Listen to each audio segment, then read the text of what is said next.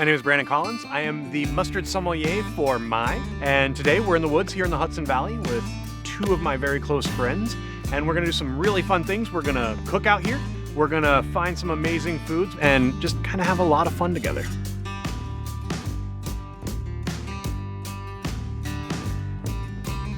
Hi, James O'Neill, Deep Forest Wild Edible. I'm a forager of wild mushrooms and wild plants. Please come visit the Hudson Valley and come out in the woods with us.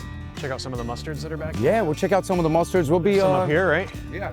So this is a great plant. In the springtime when the flowers coming up, the little florets that are on top, Yep. you just pop them off. The whole plant is tender at that point in time.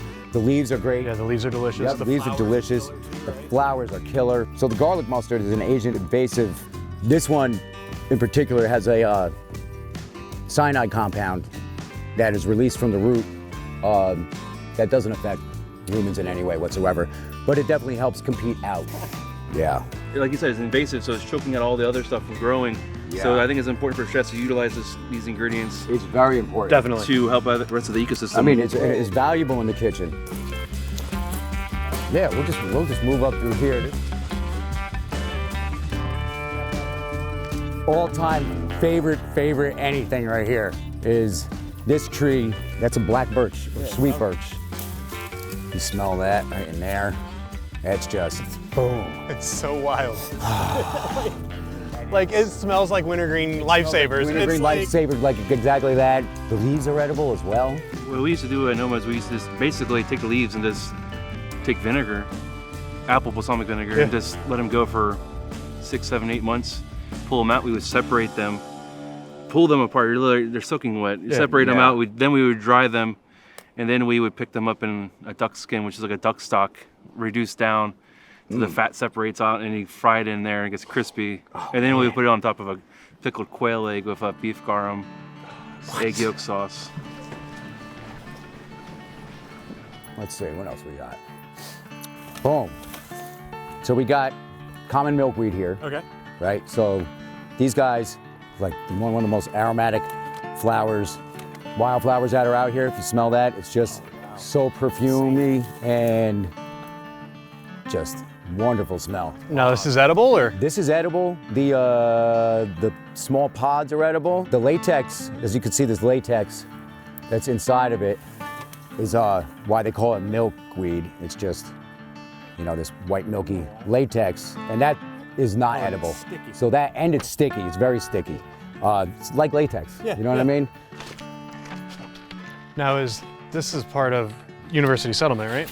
Yeah, this is all University Settlement, man. This is the Japanese barberry. So it's got these little green berries on the bottom. We always called it a pricker bush when I was a kid.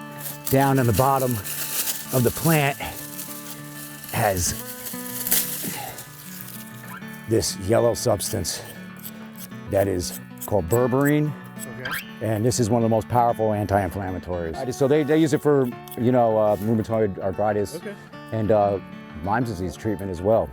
Yeah, so we're gonna pick some of the things in here where it's just everything is all together. So it's a lot easier for us to just collect what we want to cook with. What else do we have over here? We have pennycress, which I just saw. Okay. Pennycress, so this is pennycress. These little guys right here. Okay. See, this is the pennycress right here. Is it? Let me see the top. Yep, that is. Let's get some of these red clover that we have in here, which is just all these guys. Anyone that's not brown, we'll pick, right? These just have like beautiful, like subtle sweet flavor to them, you know, with the nectar that's inside of them. If you just take some time from digging in the ground and look around, you see that there's bees and bugs and everything. Bees are some of the most important things for the environment, especially for pollinating vegetables, flowers, and everything like that. So it's really good for wild edibles, but it's also good from a chef standpoint, for vegetables on a farm too. Yeah. All right, let's go cook. Let's cook. Beautiful. Got these guys. There's nothing more fitting for, you know, getting back to cooking with ingredients that we are so in touch with than a fire. So this is just smoked beef tongue. It's insanely delicious, and it's super fatty and unctuous. we're gonna slap it on some bread. We're not reinventing anything. We're not going crazy. We're letting everything kind of dictate to us what we want to do with it. And again, so now we've got a little bit of that smoked beef tongue, right? With that duck fat. Pennycress, the garlic mustard, and dandelion greens. Just a quick wilt, just a kiss with the heat. We're gonna put honey mustard on one side. Making sure to get some of the duck fat and some of that smoked beef tongue fat in there as well. Oh. And I mean, Now comes the fun part. Mm-hmm. exactly. Now we're just gonna break some of the Kinderhook cheese. That's from Old Chatham, right? Yeah. Old Chatham Sheep Herding Company. God, love those that. guys. I mean, look at that stuff. That just is look at that cheese. that is life right there. That's the thing about cheese. You want to have it at like a nice temperature. You don't want to have it cold out of the fridge. Just a little bit of the rich country on there. So we got that sweetness from the honey mustard, right? It's gonna help cut some of that fat. And we also got the heat and the little bit of acid that we're gonna get from the rich country. I'm not saying that this is what I want more than anything, but this is what I want more than anything. Yeah. I'm so excited. And the cool thing about this too is that we are literally surrounded with mustard. Like we are in the middle of a garlic mustard field, eating sandwiches with some of the best mustard in the world. I mean, life's been worse, I can tell you that much. Mm. Great job, guys. That is something else. Mm.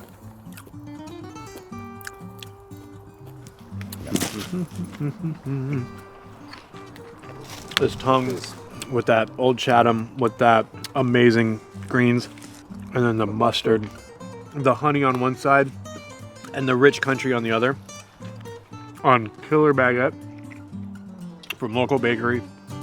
Again, life's been worse.